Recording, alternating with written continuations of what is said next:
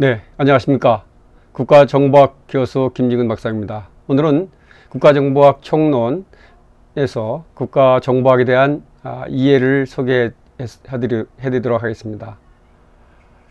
제가 이번에 편집하여 출간한 국가정보학 총론은 보시는 바와 같이 검은색 표지로 되어 있고 부제가 더 블랙북입니다. 그래서 블랙북 하면 특별하고 중요한 정보를 취급하는 명칭인데, 제가 이번에 출간한 책이 그만큼 중요한 내용을 많이 담고 있다고 봐야겠죠. 이 시간 파트 1 국가정보개관에서 제1장 국가정보의 이해 부분을 간략히 요약해 설명드리도록.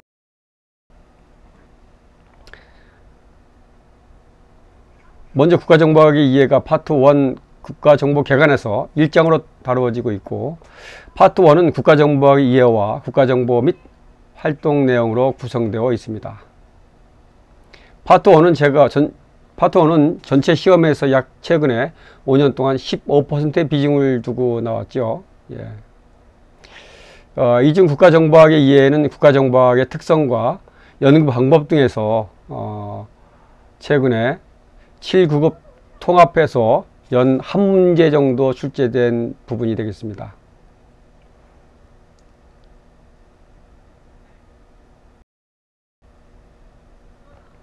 제1장 국가정보학 이해는 총 5개 파트로 되어 있습니다. 개화로부터 기원과 발전, 그리고 연구 동향순까지 해서 5개 파트로 되어 있죠. 절로 되어 있고, 국가정보학은 국가가 수행하는 정보활동 전반을 학문적으로 연구하는 응용과학입니다.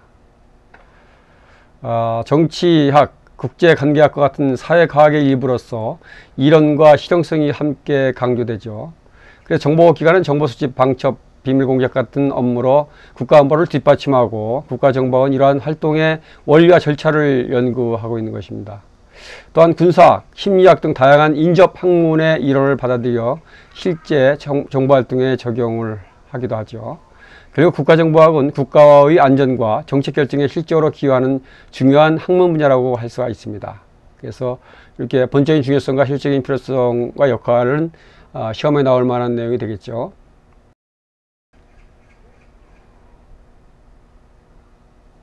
국가정보학은 기능은 이제 합법적인 또 기능이 있고, 학문적인 기능, 또 발전적인 기능, 안보적인 기능, 그리고 비판적인 기능 5가지로 이제 이렇게 나눠 볼 수가 있고요. 국가정보학의 특성은 어떤 기술적, 또 실용적, 문제 해결적, 국가 정책 목적적, 절차적, 조직적, 포괄적, 사회심리학적인 학문으로서의 특성을 갖고 있다는 거죠. 이 특성과 기능 역시 시험에 나올 만한 내용이 되겠습니다. 근대 이전 기원전 600년경 손자병법에도 군사정보의 중요성을 강조한 기술 내용이 있죠.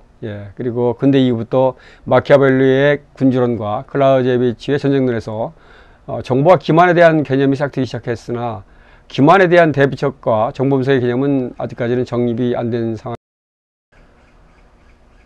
냉전시대 미국을 필두로 해서 1949년 그리고 55년 셔먼 켄트에 의해서 국가정보학에 대한 연구가 이루어지기 시작했습니다. 이후 70년대 중반 영미 학계에서 정보학에 대한 연구가 이제 활발하게 진행되기 시작했죠. 그러면서 이제 울트라 계획이 공개되고, 연구되고 공개되고, 또 미국의 오토게이트 사건으로 인해서 74년도에 의회 비판과 학계의 관심이 일기 시작했습니다.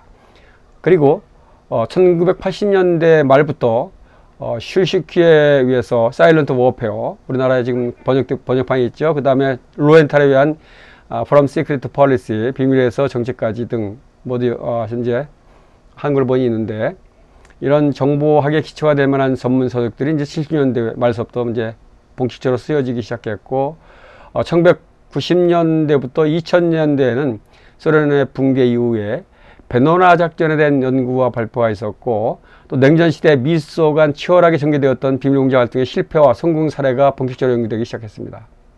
또 2000년대에는 정보활동의 윤리성에 대한 논의도 본격화되었는데, 이번에 25년도 구급 문제에 출시된 바 있습니다.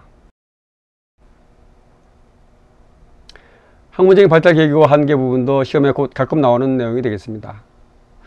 그래서 연구가 뒤늦은 배경이라든가 연구의 한계라든가 또 연구 부진 요인 등 비슷한 내용들인데, 이것을 종합해서 나올 수 있는 부분이 되겠습니다.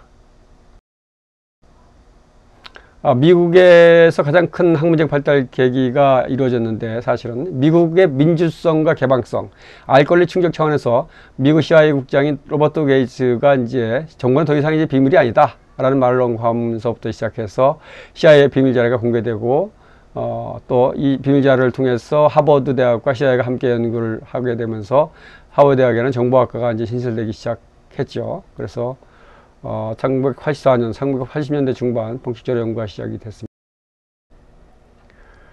학문적인 인식에는 형태주의적 입장과 전통주의적 입장이 있는데, 행태주의는 이제 기술을 넘어서 이 국가정보학은 국가정보는 기술적인 차원을 넘어서 과학적인 차원으로 접근해야 한다 하는 그 입장과, 그 전통주의의 입장은 뭐냐면은 기술로 인식하는 학자들의 입장입니다. 그래서 정보학에 대한 학문적인 인식이 학자들이 주장하는 두 가지 입장이 있는데, 이 두 가지 주장하는 바와 그 다음에 이들 주장하는 학자들에 대해서 연계해서 공부하고 숙지할 필요가 있습니다. 연구 방법은 이제 체계적인 분석 방법, 또 법적 제도적인 분석 방법, 그 다음에 구조 기능적인 분석 방법, 사례 연구 방법이 있겠죠. 예.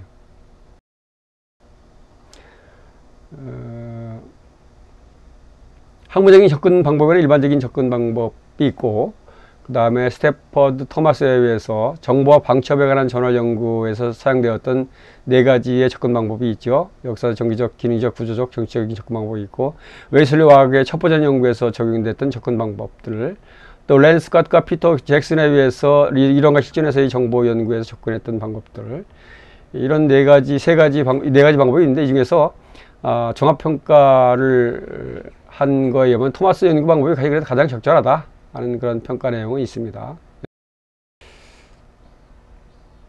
학계 연구 동향이 시험에 나온 적은 없는데 한 번쯤은 나올 만한 내용이 되겠습니다. 잘 숙지해 주시면 좋을 것 같아요. 또 연구 성과 마찬가지로 나올 법한 내용이 되겠습니다. 현재까지 나온 적은 없지만은, 연구 동향은 학문적인 발달 배경, 아까 역사적인 발달 배경, 발달 경과 설명을 드렸는데, 간단히 그 발달 경과와 현재 발달 현황들에 대해서 나올 수 있는 내용이 되겠습니다. 23년도 9급에 출제된 바가 있습니다. 이상 요약 강의를 마치겠습니다. 그리고 현재 국가정보화의 총론책은 전자책으로 겨보 ES24시 알라딘에서 판매될 예정이고, 종이책은 스마트 스토어와 제가 직접 주문을 받아서 판매할 예정입니다. 끝까지 경청해 주셔서 감사합니다. 다음 시간에 또 뵙겠습니다.